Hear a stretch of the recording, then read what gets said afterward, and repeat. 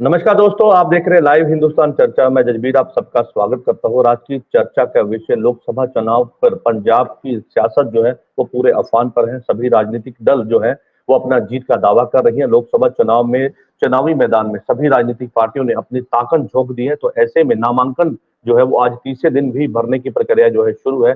सभी राजनीतिक दल जो है, सभी उम्मीदवार जो है वो नामांकन भरने के लिए अपने अपने क्षेत्र में जो है वो जा रहे हैं। वहीं दूसरी तरफ अगर पंजाब की सियासत की बात करें तो वहां पर भी कहीं ना कहीं हलचल जो है वो तेज हो चुकी है। सभी राजनीतिक दल एक दूसरे पर जहां पर आरोप लगा रहे हैं, वहीं दूसरी तरफ सबकी पोले भी खोलते हुए नजर आ रहे हैं। जनता ये जानना चाहती है कि आखिरकार जनता को मुद्दों को लेकर चुनाव में जो है वो चुनावी लड़ाई लड़ी जाती है, लेकिन ऐसे में कहीं ना कहीं ये लड़ाई इतनी अब पर्सनल हो चुकी है कि एक दूसरे पर सभी राजनीतिक दल जो है वो पर्सनल टिप्पणी भी करते हुए नजर आ रहे हैं। तो ऐसे में पंजाब की लड़ाई पूरी तरह से दिलचस्प है और चुनावी लड़ाई के अंदर कहीं ना कहीं सियासत जो है वो ऐसे अफवान ऐसी एक जगह पर पहुंच चुकी है जहां पर लोग जो है वो सवाल पूछते हुए नजर आ रहे हैं, क्योंकि लोगों के मुद्दे हैं। तो लोग अपने जो है अपने मुद्दों को लेकर जो है कहीं ना कहीं सवाल पूछे हैं। वहीं दूसरी तरफ किसानों की बात करें तो किसान भी लगातार जो है वो चुनाव प्रचार के दौरान जो है वो अपना प्रदर्शन जो है उसको जारी रखते हुए जो है वो भारतीय जनता पार्टी के जो उम्मीदवार हैं, जो लीडर हैं, उनका विरोध करते हुए नजर आ रहे हैं।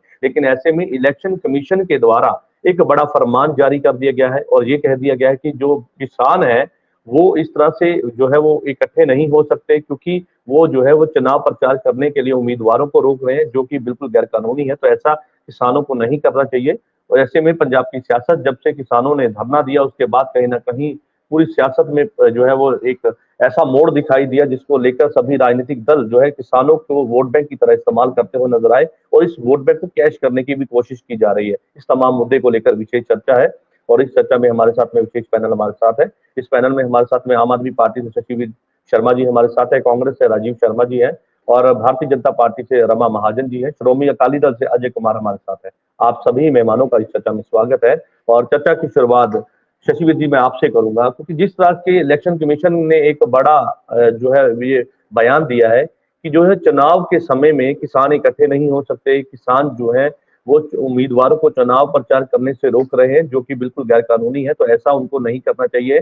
तो कहीं ना कहीं दूसरी तरफ किसानों की मैं बात करूं तो किसानों का ये कहना है कि उनका हक है सवाल पूछना, क्योंकि वो अपने सियासतदान से सवाल पूछना चाहते हैं। तो ऐसे में अगर वो सवाल पूछ रहे हैं तो इसमें गलत क्या है, क्या कहेंगे इस पर? क्योंकि ये पंजाब पे एक ऐसा क्योंकि 60% से ज्यादा पंजाब में किसानी से संबंधित लोग हैं। तो ऐसे में जब इस तरह की बात सामने आए तो कहीं ना कहीं टकराव की स्थिति भी हो सकती है, क्योंकि जिस तरह से किसान जो है वो अग्रेसिव हो जाते हैं और भाजपा के जितने उम्मीदवार हैं उनका विरोध भी करते हैं। हालांकि कुछ उम्मीदवारों का विरोध नहीं भी देखने को मिला, लेकिन ज्यादातर विरोध जो है वो झेलना पड़ रहा है उन उम्मीदवारों को जो भाजपा के टिकट से चुनाव लड़ रहे हैं। क्या कहेंगे सर? सबसे पहले ये बात समझने की जरूरत है कि किसान सवाल पूछ क्यों रहे हैं। किसान इसलिए सवाल पूछ रहा है क्योंकि 9 दिसंबर 2021 डेट बहुत इंपॉर्टेंट है। जिस दिन पहला किसानी मूवमेंट खत्म किया गया था, सेंट्रल गवर्नमेंट ने लिखित रूप से 5 और 6 नुक्ते दिए थे किसानों को। पहला नुक्ता था कि इनके एमएसपी की गारंटी दी जाएगी, एमएसपी को कानूनी रूप बनाया जाएगा। दूसरा नुक्ता था कि जितने भी उत्तर जी? प्रदेश, दिल्ली, हरियाणा में जो केसेस किए गए हैं किसानों के खिलाफ, वो केसेस वापस लिए जाएंगे। चौथा और जो सबसे इंपॉर्टेंट इशू वो था थर्ड और फोर्थ कि धारा 14 और 15 जो पराली की थी उसकी क्रिमिनल लाइबिलिटी से किसानों को निकाला जाएगा। और उसके बाद नेक्स्ट था कि ये कमेटी गठन की जाएगी, कमेटी आने वाले टाइम के ऊपर जो भी रूपरेखा होगी एमएसपी को लेकर वो डिसाइड कीजिए। अब हुआ क्या है, वादा खिलाफी हुई है किसानों के साथ। किसानों को सवाल पूछने का अधिकार है, चाहे वो संविधान की बात कर ले, आर्टिकल 19 क्लॉज 1 क्लॉज ए हर किसी को freedom of speech and expression देता है। तो उसी के तहत अपने सवाल पूछ रहे हैं, रोक नहीं रहे, सवाल पूछ रहे हैं। पहली बात तो सवाल पूछने का अधिकार है, वो हर पार्टियों से ठीक पूछ है, रहे हैं। फ्रीडम ऑफ हमारी पार्टी स्पीच से की आप पूछे, बात कर रहे हैं, लेकिन हमने ऐसे हमने में उम्मीदवारों को जब चुनाव से प्रचार करने के लिए रोका जाए तो क्या ये लोकतंत्र की हत्या नहीं है? क्योंकि वो चुनाव प्रचार करना उनका भी अधिकार है। तो ऐसे में जब उनके अधिकार पर किसी तरह से चोट पहुंची है तो ये भी तो लोकतंत्र की हत्या है ना। सबको आप फ्रीडम ऑफ स्पीच की बात करते हैं तो ये उन पर भी लागू होता है कि भाई अपनी बात वो जज करने के लिए आपके पास आ रहे हैं, सवाल कीजिए। लेकिन जिस तरह से टकराव की स्थिति जब बन जाती है तो कहीं ना कहीं सवाल पूछने भी लाजमी हो जाते हैं ना सब। जजबीर जी, सबसे पहली बात, अब इनको अपने अधिकार का याद आया कि हमारे अधिकार है। जब किसान शांतिपूर्वक तरीके से अपना राइट टू प्रोटेस्ट यूज करने जा रहे थे, प्रोटेस्ट करने जा रहे थे, तब कीले गाड़ी की उनके आगे, वायरिंग की, पत्थर ऐसे लगाए गए कि जो हम देखेंगे पाकिस्तान की तरफ भी नहीं है। उनको अपना प्रोटेस्ट करने से रोका गया, तब उनका अधिकार कहाँ गया था? तब वहाँ पे उनको प्रोटेस्ट करने नहीं दिया गया, अपनी बात नहीं रखने दी गई, क्योंकि वो वादा खिलाफी की बात कर रहे थे। आज के टाइम के ऊपर बीजेपी हर चलिए जगह पे ठीक है। कुछ ना कुछ करने की कोशिश कर रही है। पंजाब और हरियाणा के अंदर इनसे सवाल पूछे जा रहे हैं। सवाल सिर्फ कॉमन है कि ठीक 9 दिसंबर 2021 को जो आपने लिखती कमिटमेंट्स की थी, ठीक है। वो पूरी ठीक है, क्यों नहीं चलिए की? ठीक है। जी। चलिए ठीक है, आप कहते हैं कि भारतीय जनता पार्टी से सवाल जो है किसान पूछ रहे हैं, वही दूसरी तरफ आपसे भी अकाली दल सवाल पूछ रहा है। एक सवाल मेरे पास है, उन्होंने कहा कि देश की पार्लियामेंट में लोगों के मुद्दों को उठाने वाली पार्टी जो है देश, और जिस तरह से उन्होंने अब पंजाब की वो बात करते हैं, वो कहते हैं कि पंजाब में जो वायदे किए थे वो वादे वहां आपको याद दिलाए कि अभी तक महिलाओं को औजार नहीं दिया। और दूसरी तरफ वो कहते हैं कि भाई आप पार्लियामेंट में आवाज उठाने की बात करते हैं, लेकिन आपका जमीर कहीं ना कहीं मर चुका है, क्योंकि आपने जो वादे किए थे वो तो क्या ही पूरे करने थे, उल्टा जो है लोगों के ऊपर ऐसे जो है फरमान जारी कर दिए जिससे लोग जो है वो परेशान है। अकाली दल लीडर मजीठिया का ये बयान है। सर, अकाली दल लीडर के जितने स्टेटमेंट्स हैं वो इररेलेवेंट है इस टाइम के ऊपर, क्योंकि सबसे ज्यादा हम्म, बीजेपी के साथ 8 साल इन्होंने अपनी सत्ता भोगी। उस टाइम के ऊपर हम्म, इन्होंने लोगों को पूरा मिसलीड किया। और जितनी बात रही कमिटमेंट्स की, जो लोग हम्म, हमारे, चाहे आप मोहल्ला क्लिनिक्स की बात कर लीजिए, हमने कहा, हमने हम्म, डिलीवर किया। स्कूल्स में सुधार हो रहा है, हमने कहा, डिलीवर किया। जो बच्चे वहां पढ़ रहे हैं, जो लोग अपना उपचार करवाने के लिए मोहल्ला क्लिनिक्स में जा रहे हैं, वो बताएंगे कि क्या सुधार हुआ कि नहीं हुआ। इन्होंने राजनीति करनी हम्म। है, बाकी कमिटमेंट जितनी लाइन टू लाइन थी, हम एक टू एक से एक कमिटमेंट अपनी पूरी करके चलिए जाएंगे। अभी 2 साल का समा चलिए हुआ ठीक है। है, और बिल्कुल इस बात से मैं भी सहमत हूं कि राजनीति के अंदर एक दूसरे पर आरोप लगाना ये कोई बड़ी बात नहीं है। ये सभी राजनीतिक दल करते हैं, उस समय करते हैं जब चुनाव की दहलीज पे हम खड़े हैं, क्योंकि जैसे जैसे चुनाव नजदीक आ रहा है वैसे वैसे उम्मीदवारों के दिलों की धड़कनें और तेज होती हुई नजर आ रही है। सभी एक दूसरे पर कहीं ना कहीं हमलावर है। भारतीय जनता पार्टी से मैडम रमा महाजन जी हमारे साथ है। मैडम, कैसे देखते हैं जिस तरह के भारतीय जनता पार्टी पर किसानों के साथ में और जो आपस में कहीं ना कहीं टकराव की स्थिति है, उसको लेकर भी कई बातें सामने आती रही हैं, लेकिन ऐसे में एक बयान है मेरे पास जिसमें ये कहा जा रहा है कि आज अकाली दल विक्रम मजीठिया का ये बयान है। उन्होंने कहा कि जो दिल्ली जाने को किसानों को जब रोका गया, एंटी जो किसान है भाजपा, उन्होंने दिल्ली जाने से किसानों को अंदर घुसने से रोका, तो आज ये नौबत आ गई कि भाजपा के उम्मीदवारों को गांव गांव में घुसने नहीं दे रही। तो ये बिल्कुल ठीक है, जैसे उन्होंने दिल्ली नहीं घुसने दिया, तो ऐसे में किसान भी अब जो है गांव में घुसने नहीं दे रहे उन उम्मीदवारों को। क्या कहेंगे? दिल्ली इसलिए नहीं घुसने दिया कि दिल्ली उनको कहा था बात करने आने के लिए। वहां पर उनको हैवी मशीन्स लेके और वो बड़े बड़े ट्रैक्टर्स की हम रैली निकालेंगे, ऐसा करने के लिए मना किया गया था उनको। उनको ये कहा गया था आप आए, बात करें, अपने जो संघ के लोग हैं उनको भेजें वहां पे, चाहे वो किसान यूनियन संघ है, चाहे दूसरा कोई भी इनका मजदूर संघ है, उनके बात करने के लिए भेजे। और आप वहाँ पे हैवी मशीन लेके और वो सब लेके जाएंगे तो रोकना पड़ेगा ही उनको।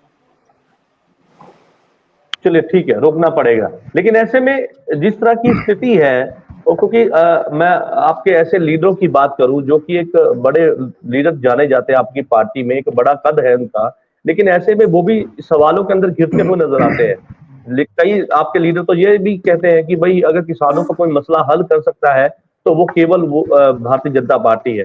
अगर ऐसा ही था तो 10 सालों के अंदर उनका मसला क्यों हल नहीं किया गया, क्यों इस मसले को और बड़ा कर दिया गया? आपके पास समा भी था, किसने रोका था? उनके मसले मसला को हल कर देते, मसला जो था, आज ये नौबत ही ना मसले आती। पर तो मसले पर तो यह है नहीं, इनकी तो वही नीति थी, मैं ना मानू। कोई बात कही जाती थी तो ये मानने को तैयार ही नहीं होते थे। कोई इनके साथ बात कही जाती थी तो मानने को तैयार नहीं होते थे। जितनी भी फैसिलिटीज जो बीजेपी ने दी हैं अभी तक किसी पार्टी ने उनको दी नहीं है। 6,000 रुपया उनके पास आ रहा है। तो जो दूसरी फसल बीमा की भी बात हुई है, दूसरी सब बातें हुई हैं इनके साथ। ड्रोन का इनको एक वो दिया गया था, कहा गया था कि ड्रोन के लिए, खेती के लिए भी दिए जाएंगे। पर उसके बाद भी अगर यही नीति रहेगी कि मैं ना मानो, सिर्फ रोकना ही है, सिर्फ टकराव की स्थिति पैदा करनी है, तो उसका तो कोई हल नहीं है ना। अगर आप उनसे बात ही नहीं चलिए ठीक करोगे, है, उनको आने नहीं दोगे, तो टकराव की स्थिति पैदा करनी ये और मैं दावा ना फिर क्यों, मानोगे। ये दावा किस लिए, ये दावा किस लिए जिसमें ये कहा जा रहा है कि भाजपा ही किसानों के मसले को हल करेगी? अगर भाजपा बीते ही कर समय नहीं सकती हो है, सका क्योंकि वो मसला हल, सबसे तो आप हितैषी आगे कैसे सरकार होंगे? जो है, जो सबसे हितैषी सरकार है वो भाजपा ही है, किसानों की हितैषी सरकार है।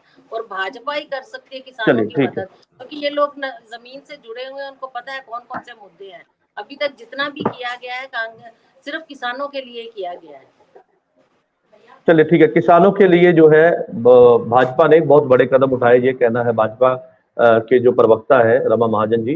कांग्रेस से जो हमारे साथ में राजीव शर्मा जी है, मैं उनका रुख कर लेता हूँ। राजीव जी क्या कहेंगे, क्योंकि यहाँ पर तो चुनावी लड़ाई इतनी दिलचस्प हो चुकी है कि जहां पर राजनेता पर्सनल टिप्पणियों पर उतर आए हैं, पर्सनल हमले किए जा रहे हैं, एक दूसरे पर जो है कहीं ना कहीं शब्दी वार किए जा रहे हैं।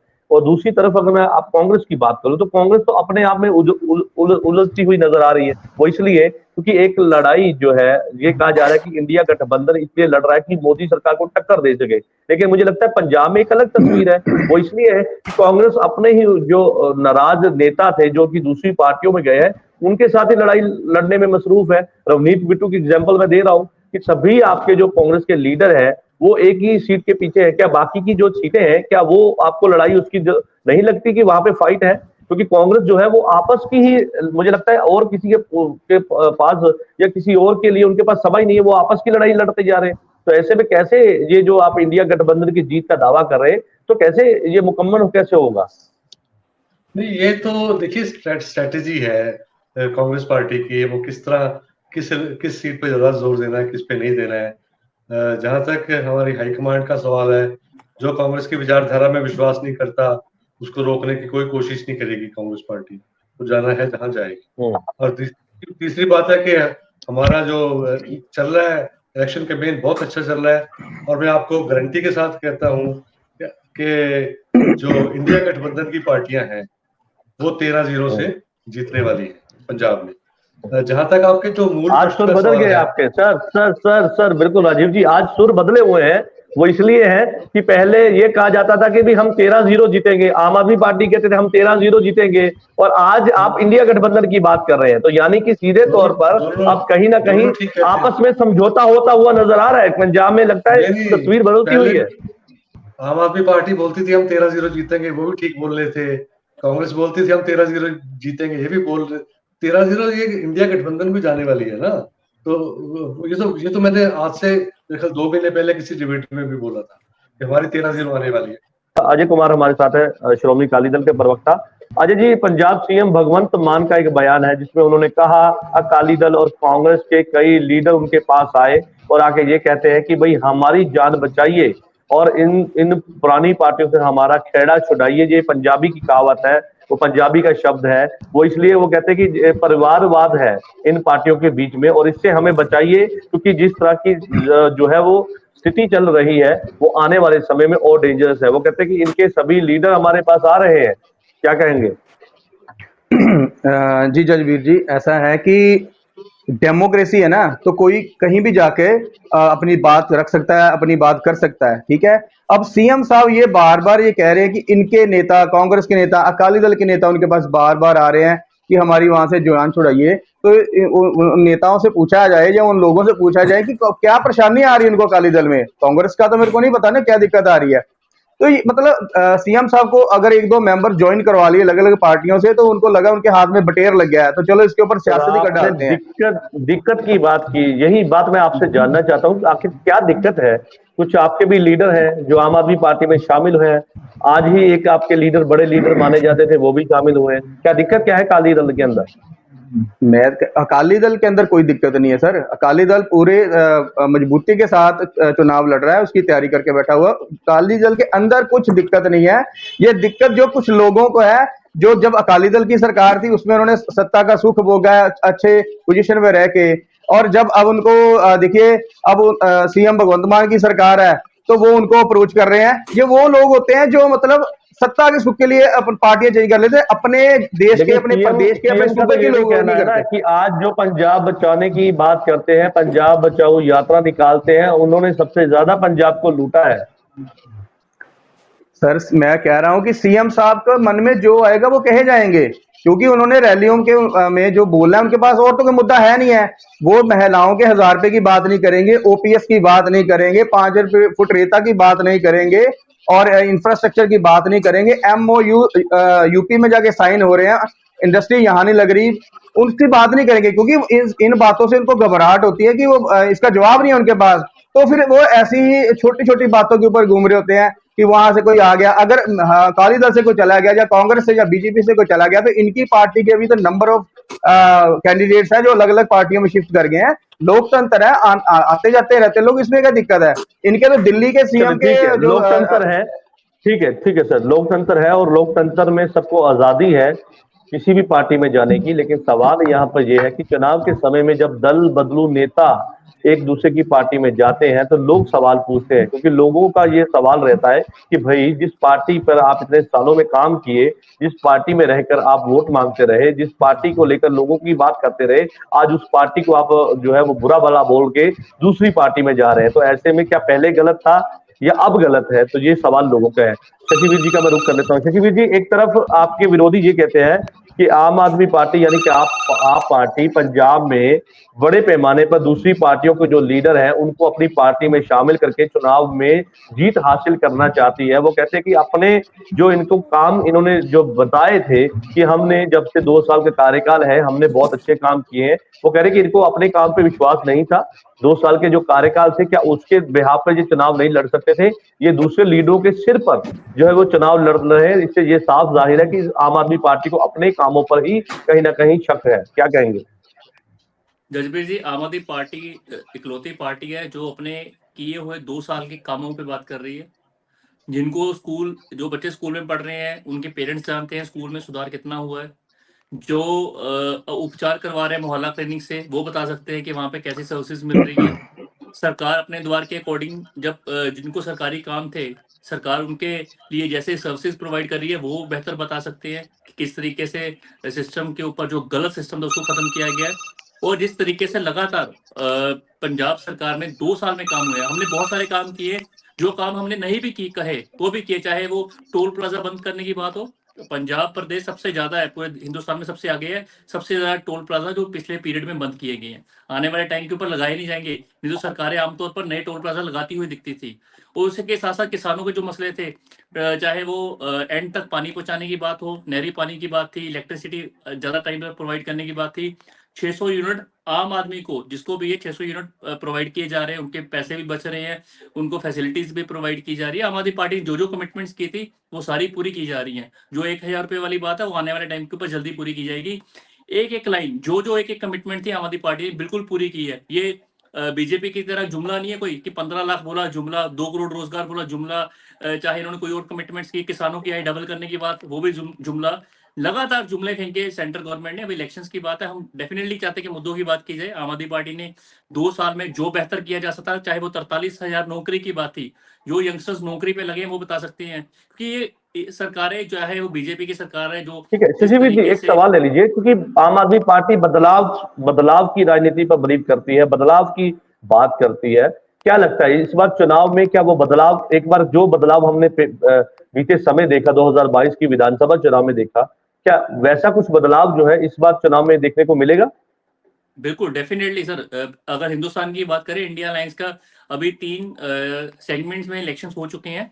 तीनों सेगमेंट में इंडिया अलायंस बहुत लंबी लीड के साथ आगे चल रहा है।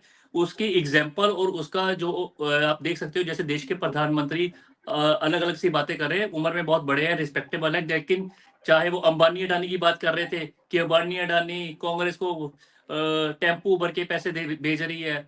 थोड़े दिन पहले सर, बहुत हंसी वाली बात है, 2 दिन पहले श्रीलंका से 20 साल का एग्रीमेंट अडानी को श्रीलंका गवर्नमेंट ने किया है। किनके कहने पे किया है? ये मोदी साहब के कहने पे किया है।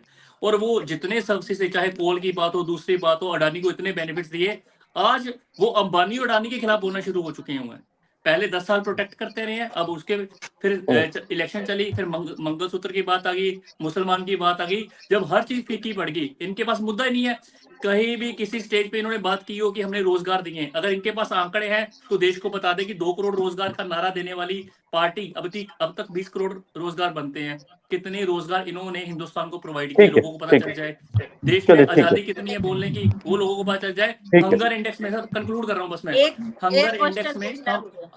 हंगर इंडेक्स में हम 111वें नंबर पे खड़े हैं, 125। ठीक है मैडम मेरा सवाल ले लीजिए, आपसे मेरा सवाल है, मैडम मेरा सवाल ले लीजिए। आपके विरोधी कांग्रेस ये कहती है कि जो 400 पार का नारा देते थे, आज ये कहते हैं कि हम अपनी सरकार जो है वो बनाने जा रहे हैं, यानी कि सीधे तौर पर खतरा मंडराता हुआ नजर आ रहा है मोदी सरकार को, और ये बात बिल्कुल जग जाहिर हो चुकी है। मोदी सरकार के उन लीडरों को भी पता चल गई है कि बहुत मुश्किल के साथ में जिस तरह की स्थिति है, तो ऐसे में जीतना बहुत मुश्किल है उनके लिए। क्या कहेंगे? कोई ऐसी बात नहीं है। 400 पार का अगर नारा लगा है तो कुछ सोच के लगाया गया है, मोदी जी द्वारा लगाया गया है। इनकी कहीं पे नहीं, आज वो कहते हैं कि आज वो 400 का पार नारा नहीं दिखाई देता, आज नहीं सुनाई 400 देता। का पार अभी भी मैं भी लगा रही हूँ। इस बार 400 पार का नारा है और होगा इस तरह से। पूरा जो एनडीए है उनका और 370 बीजेपी का रहेगा। 400 पार का नारा जो है वो अगर दिया गया, कुछ सोच के दिया गया, इनके पास तो कुछ है ही नहीं है। कांग्रेस खत्म होती जा रही है। आप वालों ने जो वादे किए हैं, एक भी वादा पूरा किया हो। नशे के खिलाफ हम करेंगे जी। नशे में वो घोटाले में, जो शराब घोटाले में इनके जो कन्वीनर कह लो, फाउंडर मेंबर कह लो, चाहे दिल्ली के सीएम कह लो, वो जेल में बैठे हुए हैं। इन्होंने वादा किया 1000 रुपया देंगे जी, महिलाओं को देंगे। कहाँ है 1000 रुपया? अच्छा, अब आज इंडी अलायंस की बात हो रही है, वहां पे लाख रुपया देंगे हम। अब 1000 रुपया मिलेगा कि लाख रुपया मिलेगा, क्या मिलेगा वो अपने आप में डिसाइड कर लें पहले। लेकिन इंडिया गठबंधन तो जीत का दावा कर रहा है। उन्होंने अभी तक तैयारी करनी शुरू कर दी है। वो कहते हैं कि हम जीत रहे हैं, मोदी सरकार हार रही है। ये सब बातें ही है, कोई जीत नहीं रहे। इनको पता है कि हम हार रहे हैं, और 400 का पार का नारा सुन के ये घबरा गए हुए हैं। तो पंजाब में क्या लगता है? ठीक है, आप 400 पार का नारा आप लगा रहे हैं, पंजाब में क्या लगता है इस बार कितनी सीटों पर जीत होगी भाजपा की? जीत होगी, क्यों नहीं होगी जीत पंजाब में? हम इतने सब लगे हुए हैं, सारे कार्यकर्ता एक साथ लगे हुए हैं। पंजाब में जीत क्यों नहीं होगी? कहाँ आपको इनका नजर आता है? कभी ये ठीक है, आप कहते हैं कि आप मेहनत कर रहे हैं, लेकिन दूसरी तरफ आपका विरोध भी हो रहा है। किसान जो है वो आपको गाँव में घुसने नहीं दे रहे। कैसे होगी पंजाब में जीत? इलेक्शन कमीशन ने कहा है कि बात करनी पड़ेगी उनको, किसानों को। किसान बात कर रहे हैं, आप आ रहे हैं बात करने के लिए। और कांग्रेस का जो समस्याएं जो है वो बीजेपी सुलझा सकती है, और कोई सरकार नहीं सुलझा सकती। आप वालों ने क्यों नहीं सुलझाई? चलिए, ठीक है। लेकिन आपके खिलाफ जो है गुस्सा जहाँ पे है, मैं मानता हूँ कि पंजाब सरकार के खिलाफ भी किसानों का थोड़ा बहुत गुस्सा है, लेकिन सीधी लड़ाई तो भाजपा के साथ है ना। सीधी लड़ाई इसलिए भाजपा से, उनको पता है कि भाजपा ही इनकी समस्याएं को दूर कर सकती है। इनकी परेशानियों को, इनकी समस्याओं को भाजपा ही कर सकती है। क्यों नहीं आपके पास जाते? क्योंकि उनके पास कोई सोल्यूशन ही नहीं है उनकी बात का। क्यों कांग्रेस? ठीक है, राजीव जी इस पे क्या कहेंगे सर? राजीव जी। नहीं, ये अपनी जो रियलिटी है उसको स्वीकार करने को तैयार ही नहीं है। इनको लगता है कि जब जिस दिन वोटिंग होगी उस दिन जो है पंजाब के वोटर नहीं आएंगे, मंगल ग्रह से वोटर आएंगे और इनको वोट देके चले जाएंगे। पंजाब के लोग तो इनको घुसने नहीं दे रहे, इनके खिलाफ काले झंडे ला रहे हैं, है ना। इनको इनकी बात पे क्रिटिसाइज कर रहे हैं, क्योंकि भाजपा जो है वो किसान विरोधी पार्टी है, पंजाब विरोधी पार्टी है और अमीर परस्त पार्टी है। ये अब जग जाहिर हो चुकी है। अब जो मर्जी कह लें, किसान विरोधी मतलब आप देखो, पहले भी एजुकेशन हुआ है, आप बार बार क्या बताएं। अभी भी किसानों को दिल्ली नहीं जाने दिया इन्होंने। किस राइट से नहीं जाने दिया? वहां पे बैरिकेड लगा दिए, सड़कें तोड़ दी, सड़कों पे दीवारें बना दी, तोपे चला दी, अश्रु गैस चला दिया। ये हमारे अपने किसान हैं। अब वो आप मतलब आप क्या एक्सपेक्ट करते हो कि वो कीड़े मकोड़े आएंगे? आप उनको क्या समझते हो? किसान आपसे ज्यादा बढ़िया इंसान है, वो जमीन से मिट्टी से जुड़े हुए हैं, और उनको उनकी जो कॉमन सेंस है वो सबसे ज्यादा है। तो वो आपको वोट देंगे। कोई भी समझदार व्यक्ति, कोई भी, आप भाजपा से जुड़ा हो चाहे ना जुड़ा हो, आप किसान आपको वोट नहीं देने वाले। अब टीवी पे या चैनल पे बोलने को जो मर्जी बोलते रहो। दूसरी बात मोदी सरकार की है, मोदी सरकार अपनी एक भी उपलब्धि नहीं गिना पा रही है इलेक्शन में, तो इधर उधर की बातें करी जा रहे हैं, फालतू की बातें। जैसे डिवाइड करने की देश को कोशिश कर रहे हैं। और कभी कहते हैं कि बाबरी ताला लग जाएगा राम मंदिर पे, इसलिए हमें 400 सीटें चाहिए। 400 सीटें आने की तो बात छोड़ दीजिए। कर्नाटक जो अभी तक जो इलेक्शन हुए हैं, कम से कम 60-70 सीटें उनकी डाउन चली गई हैं पिछली बार से। ये आप 4 तारीख को आप चर्चा इस पे रखिएगा और सारी बातें नोट कर लीजिए जजबीर सिंह जी, मैं आपको बताऊंगा। तो कोई एक पंजाब में क्या लगता है सर? राजीव जी, पंजाब में क्या लगता है? पंजाब की लड़ाई किस ओर जाएगी? क्योंकि यहाँ पर लड़ाई जो है सीधे तौर पर सभी राजनीतिक दल आपस में नहीं, क्योंकि जनता भी कहीं ना कहीं सवाल पूछती नजर आ रही है कि भाई हो क्या रहा है। क्योंकि जहां पर जनता की बात होती है कि भाई उस कैंडिडेट को जिताओ जो जनता के बीच का हो, जो जनता की आवाज जाके जो है वो पार्लियामेंट में उठाए, लेकिन वो कौन सी आवाज है, वो जनता के कौन से मुद्दे हैं। कई ऐसे लीडर जिनको तो मुद्दा भी नहीं पता है। तो ऐसे में बाहर से आए हुए जो लीडर है, मैं नाम नहीं लूंगा, लेकिन जनता ये जानना चाहती है कि हमारे मुद्दे उनको पता है क्या, कौन सी बात जाके वहां पे पार्लियामेंट में उठानी है। पंजाब की एक अलग सेकुलर सोच है, तो ऐसे में मुद्दे भी उनके काफी अलग है। नहीं, पंजाब के लोग, हमें सारे पंजाब के लोग ही खड़े हैं ना, बाहर से तो कोई नहीं आया। बाहर से भाजपा ने 1-2 बंदे खड़े किए हुए हैं, आधे तो कांग्रेस ही खड़े किए हुए उन्होंने। लेकिन जो पंजाब की लड़ाई है उसमें जो तो क्या जो आधे आपने मान लिया कि आधे कांग्रेस ही खड़े किए, क्या वो पंजाब के नहीं है, वो बाहर से आए हैं? पंजाब के, वो तो मैंने पहले कहा है कि सारे पंजाब के हैं। हाँ। लेकिन भाजपा ने कुछ कांग्रेसी भी खड़े किए हुए हैं। लेकिन मैं आपको वो बता दूंगा कि पंजाब में जो हालात चल रहे हैं उसमें इंडिया गठबंधन की पार्टियां 13 सीटों से जीत रही हैं। अकाली दल 1-2 सीटों के मुकाबले में, वो बदले हुए हैं। भाजपा तो कहीं मुकाबले में नहीं है। भाजपा ना शहरों में ना गाँव में, भाजपा तो कहीं मुकाबले में नहीं है। थोड़ा सा इलेक्शन डिफरेंट भी है पहले से। पहले भाजपा और अकाली दल इकट्ठे होकर लड़ते थे, तो उसका अब नुकसान भाजपा को उसका बहुत होने वाला है। अकाली दल तो चलो ट्रेडिशनल पार्टी है, कुछ कारणों से आजकल लोग इनसे जो पंथ इनके कुछ नाराज लोग चल रहे हैं, लेकिन ये चलता रहता है। हार जीत जो लोकतंत्र का एक पार्ट है। तो आज हारे हैं, कल को जीत भी सकते हैं। हम भी हारे हैं, आम आदमी पार्टी जीते हैं, कल को हार भी सकते हैं। तो ये तो ठीक है लोकतंत्र की खूबसूरती है। लेकिन भाजपा का यहाँ पे आधार नहीं है, एक बात। और दूसरी बात, भाजपा को लोग किसान विरोधी समझते हैं। तीसरी बात, भाजपा पंजाब के भाईचारे में खलल डालने की बहुत देर से कोशिश कर रही है। और पंजाब राजीव जी आपकी बात है। चलिए ठीक है, अजय जी का मैं रुक कर लेता हूँ। अजय जी क्या कहेंगे, क्योंकि यहाँ पर आपकी जो 9 मार्च का रिश्ता था वो टूटा, भाजपा ने अपना अलग रास्ता अपनाया, तो आपको क्या लगता है, क्योंकि जिस तरह से भाजपा ने अपना संगठन मजबूत किया है और कई कांग्रेस के बड़े दिग्गज नेता जो है वो भाजपा में शामिल हुए, पंजाब में चुनाव लड़ रहे हैं, तो क्या लगता है आपको, क्या भाजपा ने एक बड़ी उपलब्धि हासिल कर ली है? क्योंकि यहाँ पर बात ये है कि जब आपके साथ गठबंधन में थे तो कुछ सीटों पर सिमट के रह गए थे, यानी कि सीधे तौर पे कहे कि आपके पीछे पीछे चलना पड़ता था। लेकिन आज भाजपा ने अपनी लकीर को बड़ा कर दिया और कई लीडरों को लाके खड़ा कर दिया और ये बता दिया कि आज संगठन हमने मजबूत कर लिया है। और आज इसी के चलते आज अकाली दल को भी कहीं ना कहीं चुनौती बनती हुई नजर आ रही, क्या कहेंगे? जजबीर जी, जितनी बार भी पंजाब में भाजपा का अकाली दल के साथ गठबंधन हुआ है, तो अकाली दल की वजह से ही भाजपा को जीत नसीब हुई थी या होती थी, और उसका बराबर की हिस्सेदारी पंजाब में रहती थी, चाहे इनके मंत्री बने, चाहे इनके चेयरमैनियां मिले। तो ठीक है, अब अकाली दल ने अपने मुद्दों के ऊपर बात रखी जो कि सेंटर में नहीं मानी गई, तो हमने अपने हाथ इनसे पीछे खींच लिए, क्योंकि हम क्षेत्रीय पार्टियां, हमें अपने सूबे की पहले सोचनी है। और दूसरी चीज, अब ये जो बात कर रहे हो आपकी इसका अकाली दल के साथ, देखिए भाजपा का और आम आदमी पार्टी का पूरे पंजाब में विरोध हो रहा है। गली गली होर्डिंग्स लगे, बैनर लगे, गांव में इनको घुसने नहीं दिया जाएगा। एक्चुअली किसानों के लिए ना सूबा सरकार ने कुछ किया है और ना सेंटर की मोदी सरकार ने कुछ किया, सिर्फ लारे देके छोड़ दिए हैं। अब देखिए इन्हीं का विरोध हो रहा है। अकाली दल को इससे फायदा मिलेगा? देखिए सर, इनके छूट जाने से हमें कोई नुकसान नहीं है, लेकिन हाँ, हम अपने मुद्दों पे, अपने असूलों पे लड़ रहे हैं और हमें इसका फायदा अपने असूलों पे मिलेगा, अपने मुद्दों की ओर मिलेगा। हमारी जो डेवलपमेंट की थी उसके विजन के ऊपर हमें जो जरूर फायदा मिलेगा सर।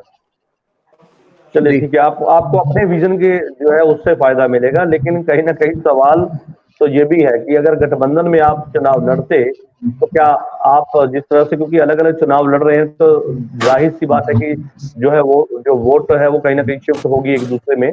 अगर चुनाव साथ में लड़ते तो हो सकता था कि कहीं ना कहीं इसका फायदा पहुंचता, लेकिन आपका ये कहना है कि हमें इसका फायदा नहीं नुकसान होता, क्योंकि जिस तरह से किसान जो है वो विरोध कर रहे, तो आपको भी विरोध का सामना करना पड़ सकता था। रमा महाजन जी, मैं यहाँ से आपसे एक बात जानना चाहूंगा, ठीक है? राजीव जी, मैं आपके पास आ रहा हूँ, एक सवाल लेने दीजिए मुझे। रमा महाजन जी, एक सवाल है, आपके विरोधी ये कहते हैं कि जो 10 साल के कार्यकाल को लेकर जो काम आपने किए हैं उस काम के बेहाव पर आप वोट मांग नहीं सकते, और आप आज वोट मांगने के लिए मजबूर है। मंगलसूत्र की बात आप करते हैं, मुस्लिम की बात करते हैं, हिंदुत्व की बात करते हैं और कई धर्म की बात करते हैं। वो कहते हैं कि अपने ही कामों पर इनका विश्वास नहीं था, 10 साल का कार्यकाल था और मोदी सरकार ने बड़ा काम बताया कि हमने 10 सालों में बहुत कुछ किया। अगर ऐसा ही था तो आज इस तरह की राजनीति क्यों करनी पड़ रही है भाजपा को? ये जवाब देने के लिए कर रही है जब राहुल गांधी जी ने ये कहा था कि सारी संपत्ति को बांट दिया जाएगा और जो मिनॉरिटी है उनमें दिया जाएगा।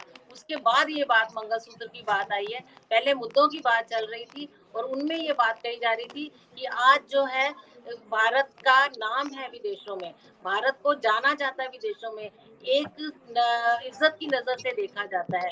महिलाओं के लिए जो किया, जो युवाओं के लिए स्टार्टअप योजना शुरू की है, इन सब की बातें हो रही थी। और राहुल गांधी का ये कहना कि लक्ष्मी जी, मैं आ रहा हूँ आपके पास। करवाया जाएगा, संख्या देखी जाएगी, उसके बाद जो संपत्ति होगी वो मिनॉरिटी में बांट दिया जाएगा। पहले तो एक मिनॉरिटी वर्ड को जो है डिफाइन करना चाहिए। मिनॉरिटी कहते हैं किसको है? 1% को, 2% को, 5% को, 20% को भी मिनॉरिटी कहेंगे हम। ये मिनॉरिटी की डेफिनेशन क्या है, पहले ये हमने लेके आए। और जो मुद्दों की बात है, आज इतनी लंबी, अगर उनको गैस दी गई है, उनको चूल्हे दे गए हैं, शौचालय बने हैं, और ये सारी चीजें जो है इसी 10 साल में हुई है। जो इलेक्शन शुरू हुआ था इन्हीं बातों पे शुरू हुआ था। ये जो बात जब बाद में आई है, वो जाति जनगणना कराई जाएगी, उनको ये दिया जाएगा, ये तुष्टीकरण की राजनीति छोड़ने को तैयार ही नहीं है। कितना करेंगे? ये देश इन्होंने बांटा। अब ये आरोप लगा रहे हैं कि भाजपा जो है वो देश बांट रही है। देश तो इन्होंने बंटवारा किया था, जब देश का बंटवारा तो तब हुआ था, और वो धर्म के नाम पे ही हुआ था। भाजपा ने बीते एक समय में ना, भाजपा ने एक बयान दिया था जिसमें एक उन्होंने लफ्ज बोला था, टुकड़े टुकड़े गैंग। ये टुकड़े टुकड़े गैंग को इन्होंने टिकट दी है। टुकड़े टुकड़े गैंग को, जो कन्हैया लाल को टिकट दिया, ये कांग्रेस को दी गई है। इन्हीं की राजनीति, बंटवारे की राजनीति रही है। अंग्रेज चले गए, सारी अंग्रेजियत इनको देगी। फूट डालो और राज्य करो। कितने राज्य, चलिए ठीक है, फूट डालो और राज करो, लेकिन यहाँ पर सवाल कई तरह के हैं, जनता के सवाल है, और जनता अपने सवालों के जवाब जो है वो अपने लीडर, अपने सियासतदानों से मांगती है। शशि जी क्या कहेंगे इस पर?